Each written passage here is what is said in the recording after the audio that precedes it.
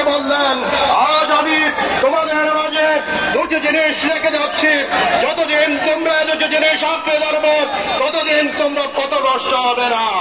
একটি হচ্ছে আল্লাহর কোরআন, আরেকটি রাসূলের সুন্নাহ। ইতিহাস সাক্ষী, যতদিন মুসলমানেরা এই কোরআন সুন্নাহকে ধারণ করেছে ততদিন মুসলমানেরা গোটা দুনিয়ার জ্ঞান বিজ্ঞানের নেতৃত্ব দিয়েছে। মুসলমানেরা গোটা দুনিয়ার আমরা অর্থনৈতিক নেতৃত্ব দিয়েছে। খেজুর পাতার বাসায় বসবাস করে ইসলামের খলিফা অর্ধজামান শাসন করেছেন। জনতা, এসবই আজকে ইতিহাস। আমরা আমাদের এই 55,000 বর্গ মাইলের এই দেশটিতে যদি শান্তি প্রতিষ্ঠা করতে হয়, আজকে তাই আমাদেরকে